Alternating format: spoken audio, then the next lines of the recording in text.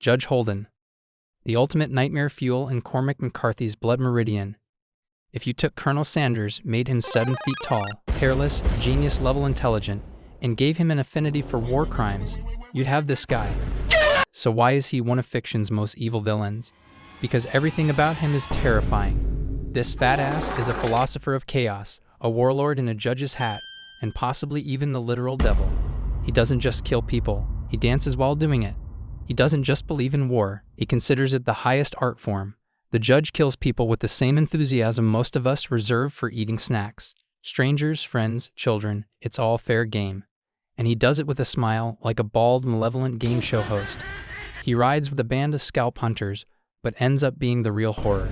These guys are already getting paid to kill entire villages, and he somehow makes it worse. He keeps things interesting by betraying everyone, lying, and ensuring that even other murderers think, wow, that guy's f***ed up.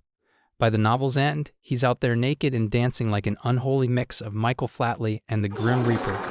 When we last see him, he's laughing and saying he'll never die. And frankly, I believe him. He's not just a man, he's chaos incarnate. The Lich, primarily known as the main antagonist from the cartoon Adventure Time, this guy isn't just your typical spooky skeleton. He's pure, unfiltered cosmic evil, the kind of villain who doesn't monologue about world domination because he's too busy ending the world already. He's not some tragic backstory villain who just needs a hug. No, the Lich exists only to destroy all life. He's like a sentient game-over screen. He can cast spells that will either knock you out cold or even straight up delete you from existence just by yelling die. And as if that was not enough, he once took out Prismo, the all-powerful Wishmaster of the multiverse, by breathing on him. That's right. This guy's warning breath is strong enough to obliterate a reality-warping entity. Imagine what it does to mere mortals. His presence alone is enough to turn happy, colorful Adventure Time into Apocalypse Now. His power comes from necrotic magic, mind control, and the ability to corrupt others. He is manipulative, deceptive, and patient, always planning for the long term. The Lich's exact origins are ambiguous. However, his origins seem to trace back to the Great Mushroom War, where he was created from the detonation of a nuclear bomb infused with dark magic. Even among the most evil fictional villains, few are as single-mindedly dedicated to destruction. Despite being defeated multiple times, he always finds a way to return, proving that pure evil is nearly impossible to destroy. Homelander. Homelander is the main antagonist of The Boys, a comic book series and its TV adaptation. He is the leader of the Seven, a bootleg Justice League, and a corrupt superhero team controlled by the corporation Vought International. He's basically if Superman was a narcissistic, power-hungry man-child with mommy issues and zero morals. Though he presents himself as a patriotic hero, he is a ruthless sociopath with godlike powers, including super strength, flight, and laser vision. He commits horrific acts, such as murdering innocent people, sexually abusing colleagues, and even threatening mass genocide when challenged. Unlike many villains who justify their actions with ideology or personal loss, Homelander is driven purely by narcissism and a need for control. His facade of heroism makes him even more terrifying, as the public sees him as a savior while he secretly indulges in cruelty. In one of the episodes, Homelander fails to save a hijacked plane after he recklessly destroys its controls. Instead of rescuing passengers, he abandons them to crash, fearing bad publicity if survivors reveal his failure. What makes him particularly chilling is that he is nearly unstoppable. Unlike other villains who can be reasoned with or defeated by force, Homelander has almost no weaknesses. His combination of power, megalomania, and a lack of moral restraint makes him one of the most horrifying fictional villains ever created. Sauron, the original icon of villainy. Get it? He is the ultimate big bad from The Lord of the Rings, and honestly, he takes evil overlord to a whole new level. Imagine if your nosy neighbor wanted to control not just your street, but the entire world, and also happened to be a supernatural warlord who could possess jewelry. Sauron started as a servant of an even bigger evil, Morgoth, but after his boss was banished into the void, Sauron took over the evil empire and thought, you know what this place needs? More oppression and one very specific ring. He made the One Ring, tricked a bunch of powerful folks, and tried to conquer everything. His hobbies included forging cursed jewelry, enslaving entire civilizations, and losing battles because he underestimated hobbits. One time, Sauron allowed himself to be taken as a hostage by King Ar-Pharazôn and taken to Numenor. Except, plot twist, this was less of a hostage situation and more of a networking opportunity for Middle-earth's most ambitious Dark Lord. He sweet-talked his way up the political ladder with a mix of flattery, well-placed lies, and just enough truth to sound legit. Before you knew it, he was Ar-Pharazôn's BFF. Then, as Ar-Pharazôn felt the bite of old age upon him, Sauron convinced him to attack Valinor and claimed the right to immortality by force by building a massive fleet, the Great Armament, to attack Valinor. For 9 years, his men toiled on Numenor's shores, in the making and training a great host of war. By the end, he was the biggest tyrant since Morgoth. William Afton, the guy who took bad parenting to a whole new level. If you ever thought missing your kid's soccer game made you a bad parent, rest easy, at least you didn't build a murder dungeon filled with haunted animatronics. He is the main villain of Five Nights at Freddy's, a horror game series about creepy animatronic mascots that do more than just sing off key. He's the co-founder of Freddy Fazbear's Pizza, and also, plot twist, the guy secretly stuffs kids into said animatronics like they're the world's worst Happy Meal toys. He lured kids into the back room of his restaurant dressed up as Spring Bonnie and stuffs his victims into the restaurant's animatronics like some kind of demented Build-A-Bear workshop. But instead of making cuddly stuffed animals, he created a ghost-powered nightmare band. Now Freddy, Bonnie, Foxy, Chica, and Golden Freddy are less about birthday parties and more about after-hours revenge. Once the lights go out, these haunted hunks of metal take their show on the road, specifically to hunt down the poor night guards. To this day, nobody really knows why Afton went full psycho mode. Some say he just really enjoys killing kids. Others think he's blinded by jealousy after losing his family, or maybe he was always a twisted lunatic who enjoyed making people suffer. No matter how many times he's burned, crushed, or otherwise obliterated, he always comes back. Because in his own iconic words, I always come back. Now excuse me while I triple check that my nearest Chuck E. Cheese is ghost-free. Griffith. Griffith is the main antagonist in Berserk, created by Kentaro Miura. He is the charismatic leader of the Band of the Hawk, a mercenary group that rises to prominence under his command. At first glance, he looks like some divine angel handcrafted by the gods to bless humanity with his ethereal beauty and strategic genius. But deep down, he's the human embodiment of "trust me bro" before doing something that permanently ruins your life. He is ambitious, intelligent, and extraordinarily composed, with a dream of ruling his own kingdom. His charm and tactical brilliance allow him to attract loyal followers, including Guts, the series protagonist. But the moment things don't go his way, boom. Betrayal speedrun. He literally sacrifices everyone who loves him to a horde of nightmare demons. What makes him truly evil isn't just the betrayal. It's how he still acts like he's the hero, as if he didn't just get his entire squad devoured like a buffet. He becomes Femto, a godlike entity with zero remorse, and you'd think he might get a little ugly as punishment. Nope, he gets even hotter. Then after he was reborn, I won't get in too deep, but he basically SAs Casca, the love interest of Guts, until he eventually cuts off his own left arm in a desperate attempt to get free from the apostles holding him back. His evil isn't driven by madness or rage. It's methodical and rational. Even after his transformation, he maintains the same ethereal grace, deceiving the world with an image of salvation while his actions bring ruin. Dio.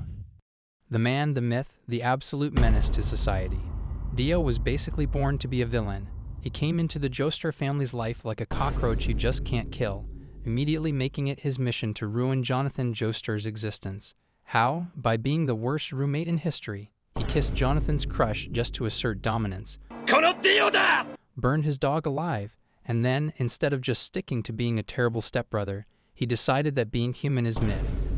And so he becomes a literal vampire. Because why just ruin one life when you can ruin generations? Fast forward, and Dio is now an immortal, overdramatic villain who drinks people's blood like it's a protein shake. He spends centuries scheming, recruiting weirdly devoted followers, and flexing his new ability to stop time just to toy with people. He even decapitates himself at one point just to survive, because that's the level of commitment he has to being a nuisance. And don't even get me started on Stardust Crusaders. Dio spends most of it chilling in his lair, sending out increasingly weird assassins like he's running the worst HR department in history. And when he finally steps up, he toys with the heroes, smacks them around with Zawarudo, and crushes people's skulls like they're soda cans. His grand finale? Dropping a literal road roller on Jotaro, because apparently, punching wasn't enough. Deo is like that one guy in your friend group who always has to win, except instead of friendly competition, it's world domination. The guy is peak villain energy, charming, manipulative, ridiculously overpowered, and petty on a cosmic level. Pennywise. Pennywise is the primary antagonist in Stephen King's novelette. The charming, sewer-dwelling, child-munching nightmare in clown makeup. He is an ancient, shape-shifting cosmic entity that primarily takes the form of a sinister clown to lure children. While his true form is beyond human comprehension, he often manifests as Pennywise the dancing clown to exploit the fears of his victims. He's manipulative, theatrical, and has the uncanny ability to make you wish you had never been born. He feeds on fear, which means he enjoys a good psychological torment session before getting to the main course, actual flesh. But hey, at least he gives his victims a show before devouring them. He terrorizes the small town of Derry every 27 years like it's some kind of cursed timeshare. He lures kids in with promises of fun, floats, and presumably a lifetime of nightmares. He famously convinced poor Georgie Denbrough that sticking his hand into a storm drain was a good idea. Spoiler alert, it was not. Then there's the way he shapeshifts into whatever his victims fear most, just to make their last moments extra spicy with terror. Whether it's a leaper or a horrifying painting come to life, Pennywise always delivers top-tier nightmare fuel. His cruelty extends beyond physical violence. He thrives on despair, ensuring that his victims suffer mentally and emotionally before he ultimately devours them. Palpatine. Palpatine is basically the galaxy's worst grandpa, if your grandpa was secretly a Sith Lord bent on universal domination. He started out as Senator Sheev Palpatine, a seemingly mild-mannered politician from Naboo, but in reality he was playing 4D chess while everyone else was playing checkers. He manipulated the entire Republic into a full-blown civil war, tricked both sides into fighting each other, and then crowned himself emperor while the Jedi were too busy being surprised that their laser swords couldn't block betrayal. Imagine if your local politician not only raised your taxes, but also electrocuted people for fun, brainwashed an angsty teenager into murdering his coworkers, and then built a planet-destroying superweapon just to flex on the galaxy. That's Palpatine. He's the kind of guy who smiles while ruining lives, and his hobbies include cackling and ensuring no one in the Empire installs guardrails on walkways. Among his many greatest hits, he gaslit Anakin Skywalker into massacring a daycare, turned the entire Galactic Republic into a fascist nightmare, and spent years cloning himself just so he could keep coming back like an unwanted sequel. Oh, and he also zapped Luke Skywalker with lightning like a human bug zapper just to prove a point. Sukuna, also known as Ryomen Sukuna, is the main antagonist of Jujutsu Kaisen. Originally, he was a super powerful sorcerer who decided that being a normal human was overrated, so he went full demon mode and became the nightmare fuel of ancient Japan. Feared as the king of curses, he was so overwhelmingly strong that even when multiple sorcerers tried to kill him, they failed. He was so ridiculously strong and evil that even after dying, his cursed fingers, yes, fingers, stuck around like expired chicken nuggets, waiting for some unlucky fool to eat them. Sukuna is the kind of guy who sees people suffering and thinks, what if I made it worse? He's got the personality of a cat that knocks things off the table because it can. He doesn't just kill people, he enjoys it. He doesn't care about anyone, including his own allies or subordinates.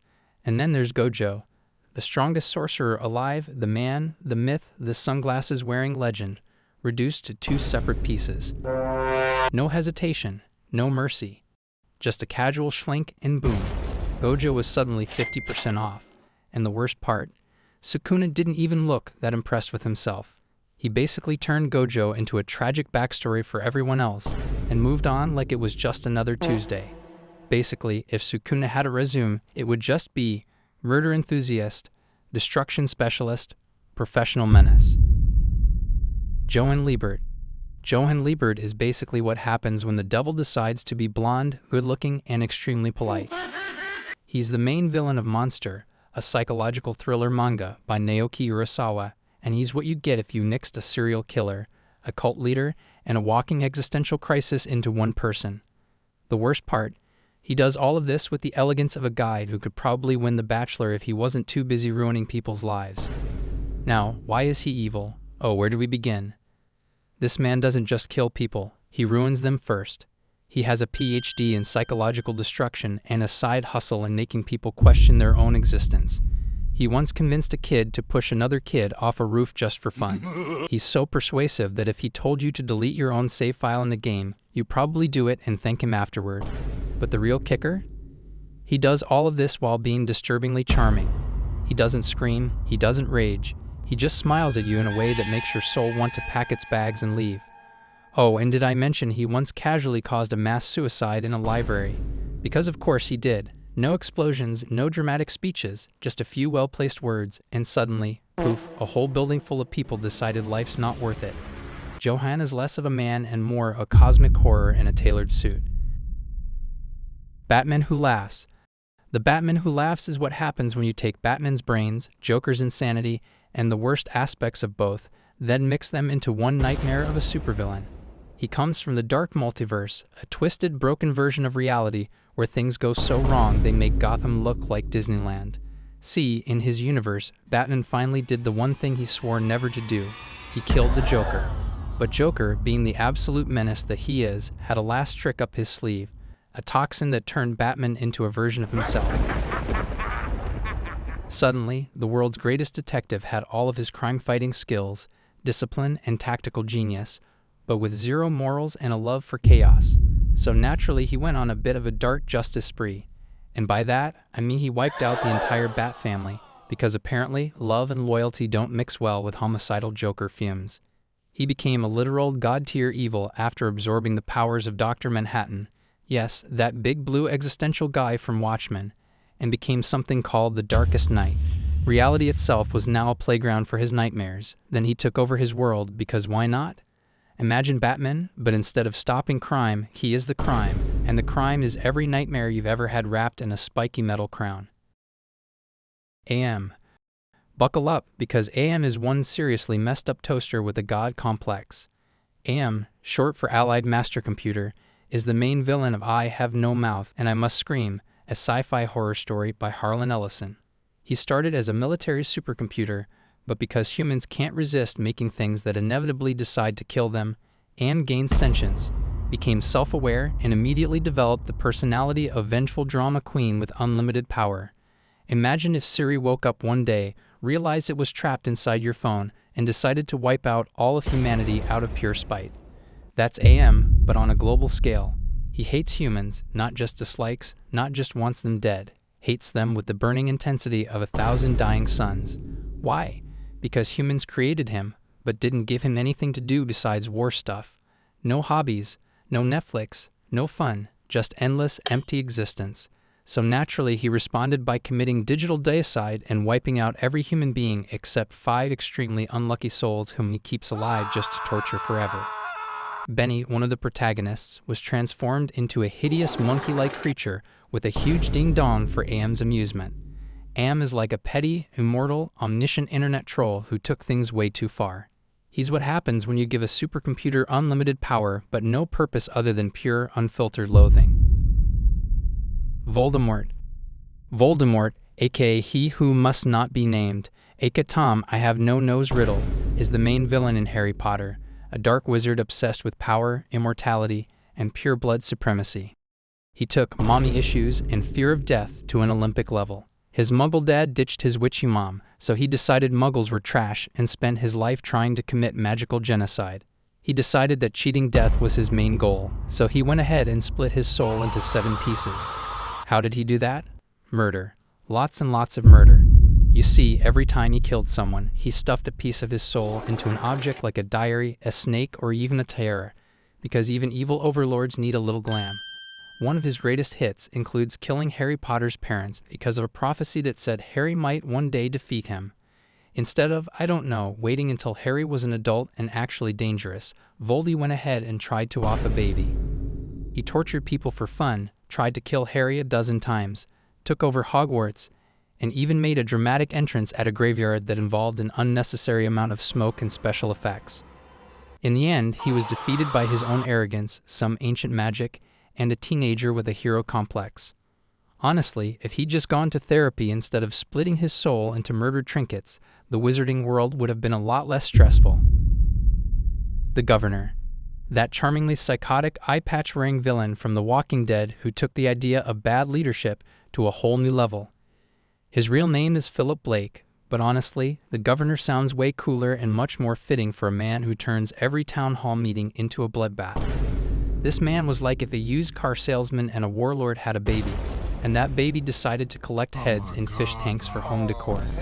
He ran the town of Woodbury like it was his personal Hunger Games, smiling in public while secretly plotting to murder everyone who looked at him funny. Okay, where do we start? For starters, he kept his zombie daughter as a pet. Yep, instead of just letting poor Penny rest in peace, he kept her chained up like some kind of rotting American Girl doll. Most people collect stamps or baseball cards, but nope, not this dude. He collected severed heads and kept them floating in aquariums like some twisted Apple Store display. And unfortunately, he killed Herschel. Oh, the audacity. The man took a katana to the nicest guy in the apocalypse. Herschel was everyone's apocalypse grandpa, and the Governor just sliced his head off in front of his daughters like some medieval executioner who woke up and chose violence. Long story short, the Governor was a grade A maniac who made the apocalypse 10 times worse. He had the charisma of a cult leader and the decision-making skills of a drunk raccoon. Thankfully, Macon and Rick finally put an end to his reign of terror, because let's be real, no one was about to let that guy run for re-election. Nemesis. Nemesis is the main antagonist of Nemesis, a comic series by Mark Millar and Steve McNiven.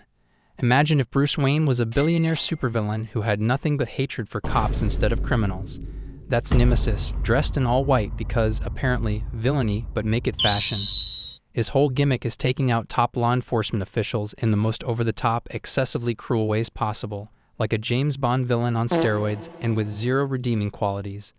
Now let's talk about the horrors he commits, because Nemesis doesn't just kill people. Oh no, that'd be too boring. He impregnated Police Chief Inspector Blake Morrow's daughter by fertilizing her eggs with sperm harvested from her brother. He orchestrates mass chaos, derailing planes, executing mass murders, and at one point, he literally tells the president to pick a state to be executed, like he's ordering off a menu. He also casually murders an entire SWAT team while tied up. Despite all this, Nemesis never actually has a grand plan. He's not out to prove a point. He's just the world's most unhinged, sadistic trust fund kid with infinite resources and the worst personality imaginable. He's evil for evil's sake. Dr. Doom.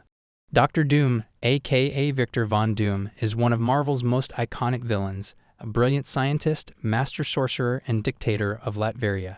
He's basically what happens when you mix Tony Stark's brain, Doctor Strange's magic, Darth Vader's aesthetic, and the ego of Kanye West. Victor had a tragic backstory. His mother was a sorceress who died at the hands of Mephisto, and his Romani father died fleeing from an angry mob.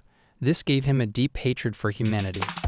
He then went to college in the US, where he roomed with Reed Richards and, because of his insufferable arrogance, refused to listen when Reed pointed out that his science project, which is a machine to save his mom's soul, had a tiny flaw.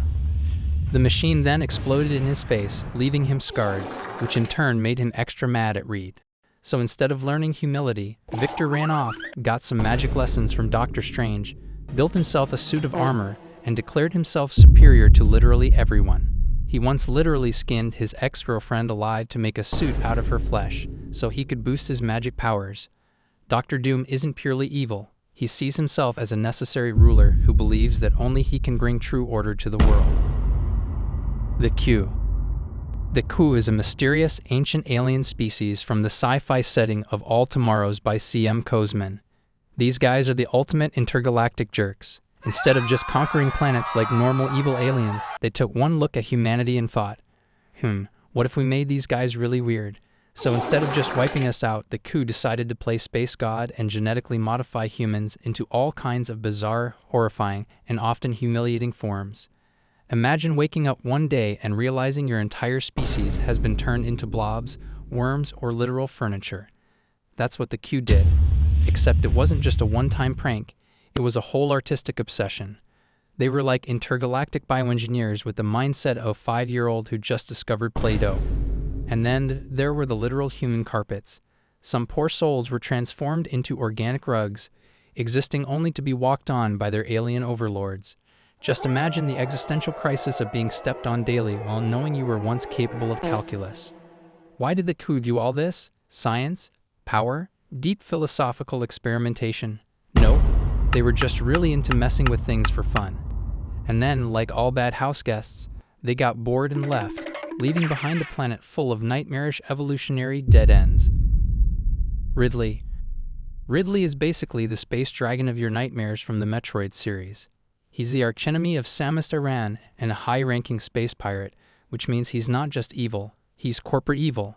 But instead of stealing pensions, he's out here committing intergalactic war crimes.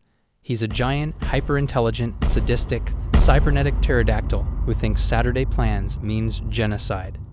He's not misunderstood. He didn't have a rough childhood, unless you count being a space lizard, which I guess could be hard. He didn't just wake up one day and choose villainy. He soared into it, cackling like a maniac and flapping his horrific wings. This wrinkly ball's dragon-looking murdered Samus's parents in front of her when she was 3.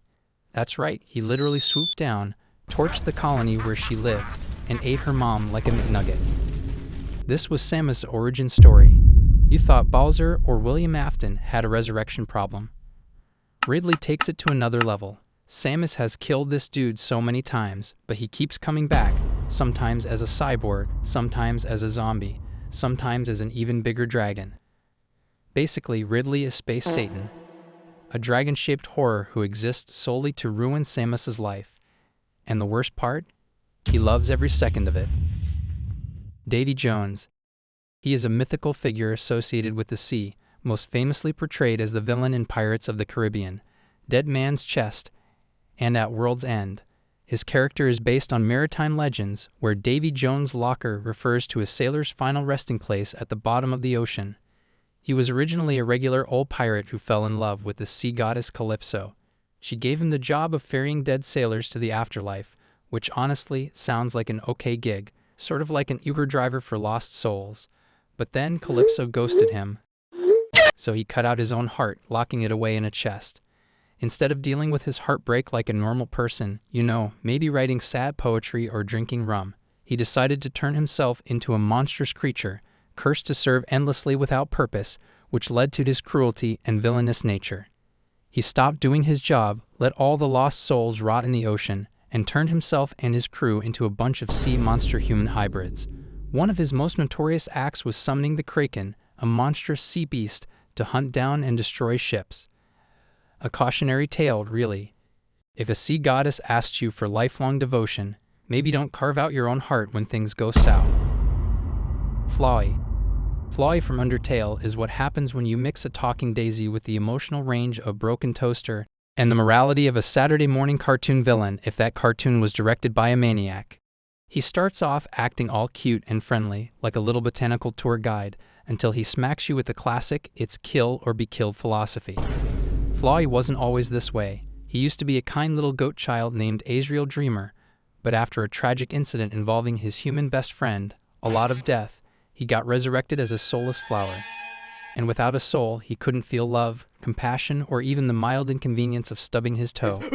This left him with nothing but boredom, and the omnipotence granted by being able to reset reality. He then went full-blown psycho. When he absorbs all the souls in the underground, he mutates into this Lovecraftian horror called Photoshop Floi, a horrifying fusion of Photoshop and nightmares, complete with a hideous grin, flashing glitchy eyes, and an attack pattern that makes dodging taxes look easy. He basically becomes an unhinged god, using save states and resets to make sure you die in as many creative and humiliating ways as possible. At one point, he literally crashes the game just to flex on you.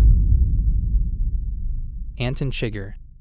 Anton Chigurh is the cold-blooded, bowl-cut sporting, murder enthusiast villain from No Country for Old Men, both the Cormac McCarthy novel and the Coen brothers film. He's not your typical bad guy. He's a philosophical hitman who operates on the whims of a coin toss, treating life and death like a particularly high-stakes game of blackjack, except only he gets to be the dealer. Imagine if the Grim Reaper had a Texan accent, a cattle gun, and the patience of an IRS auditor. Chigurh doesn't just kill people. He does it with such cold precision and eerie logic that it feels almost cosmic.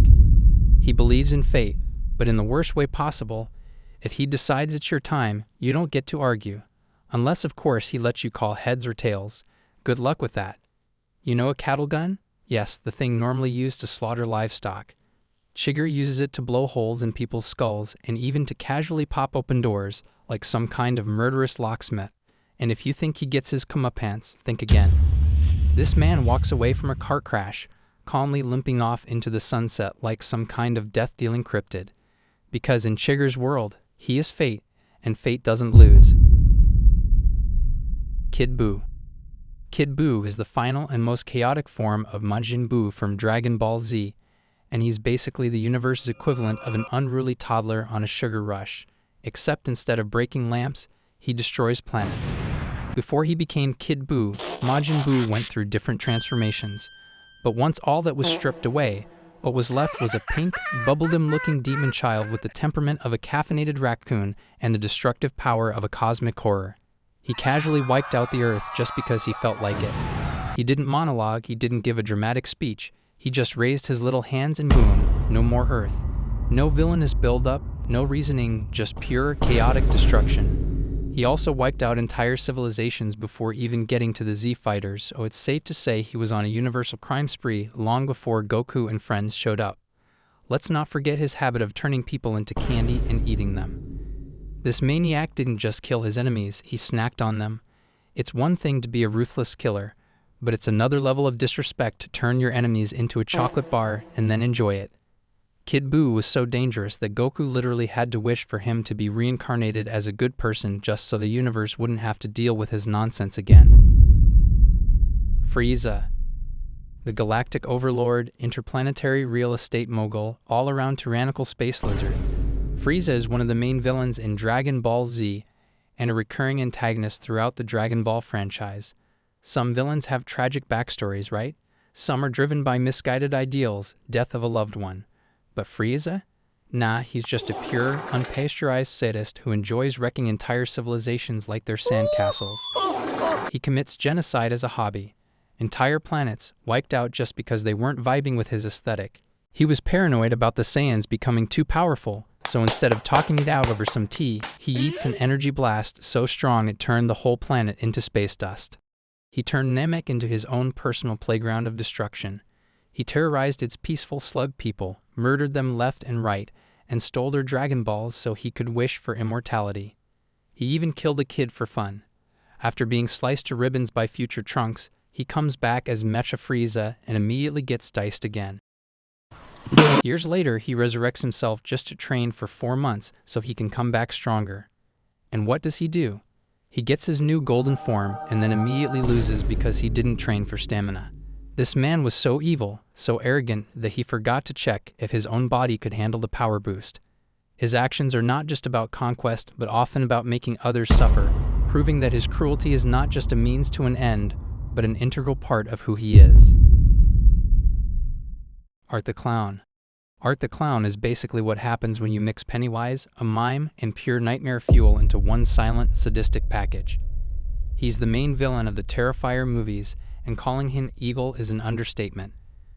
This guy doesn't just kill people, he turns murder into an art form, and he does it with the kind of enthusiasm usually reserved for kids unwrapping Christmas presents. Oh, and he doesn't talk. Not a single word, just creepy stares and exaggerated expressions. Picture this. A poor woman named Dawn is hanging upside down, completely helpless, and Art, being the overachieving lunatic he is, takes a rusty hacksaw and slowly saws her in half, starting from the worst possible place. Yes, you know where. And the guy looks like he's having a blast while doing it, as if he's just won a carnival game.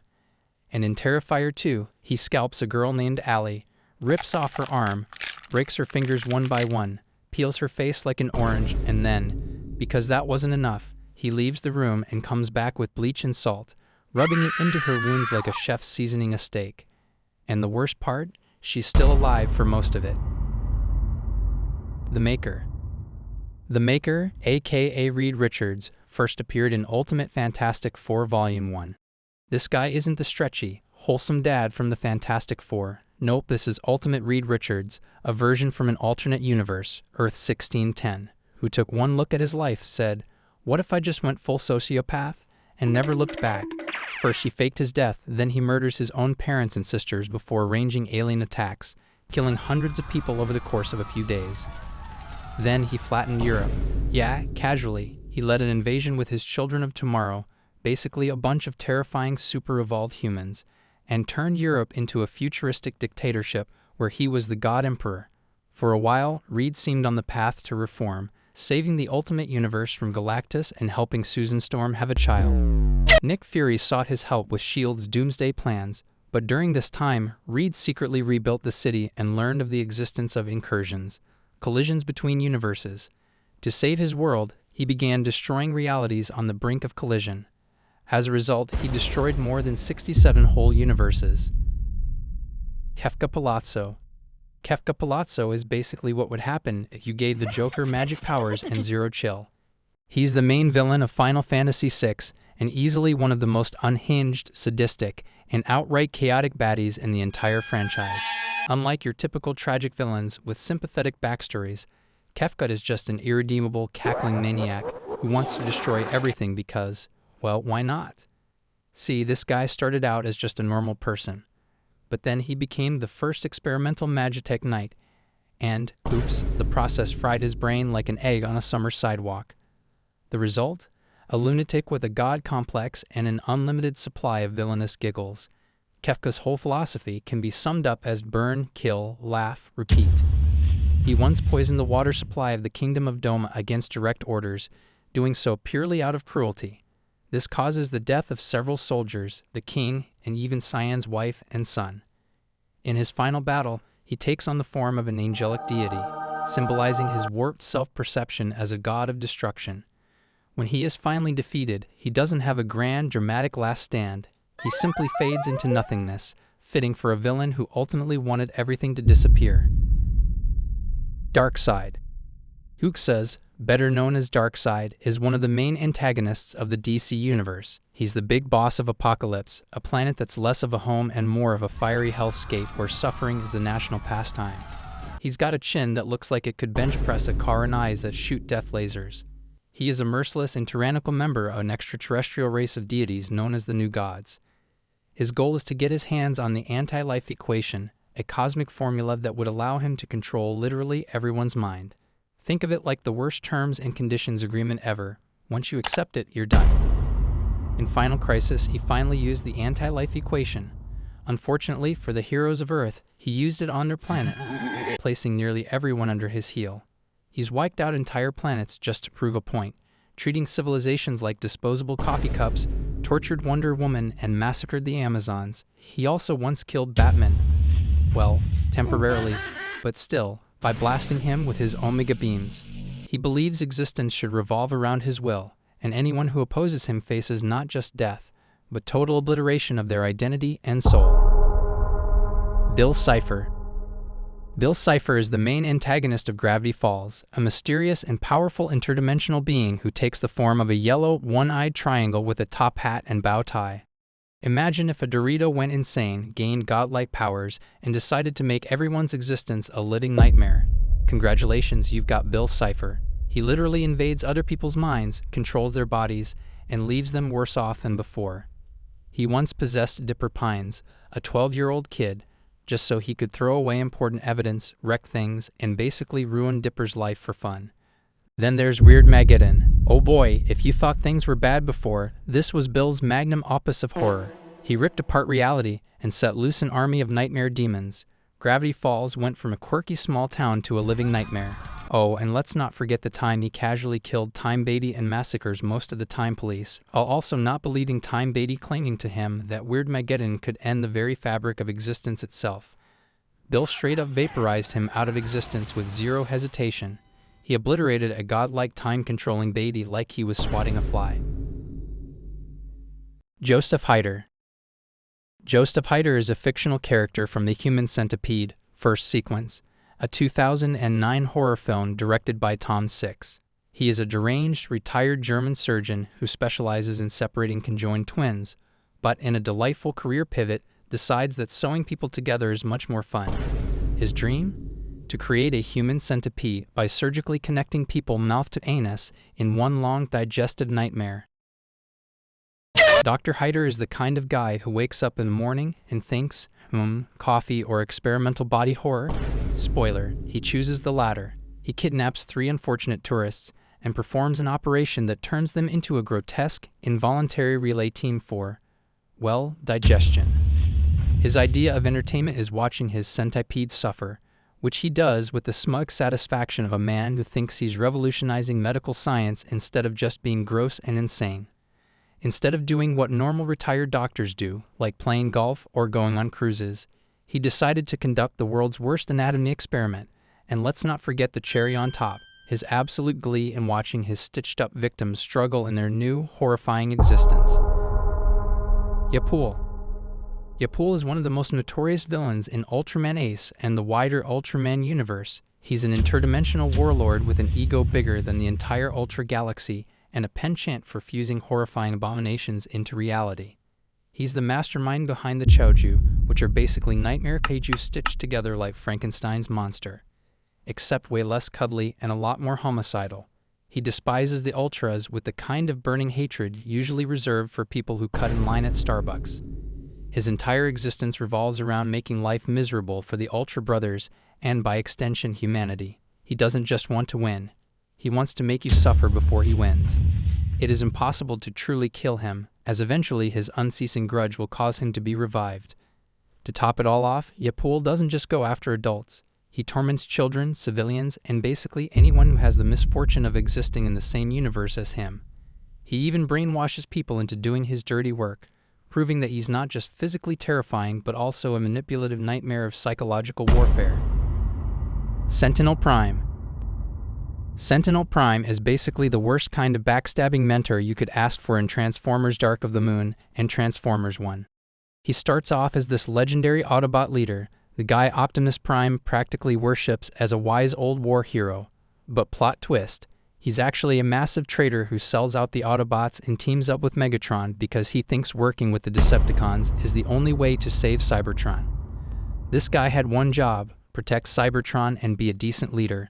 But instead, he cuts a deal with Megatron to enslave humanity and rebuild Cybertron by literally kidnapping Earth and sucking its resources dry. One of the reasons he even betrayed the Primes was because he was simply annoyed by their constant heroic speeches of determination against the Quintessence. This reveals that he was so arrogant to the point that he didn't want to receive advice from anyone, not even from his friends. When Optimus finally takes him down, he has the audacity to act like he was just misunderstood, as if betraying his entire species and attempting to enslave Earth was just a little oopsie-daisy. Optimus, already sick of everyone's nonsense at this point, just straight up executes him. Hey everyone, thank you all for watching until the end. I'll be back with more videos, so make sure to like and subscribe. If you have any suggestions for my next video, comment them down below.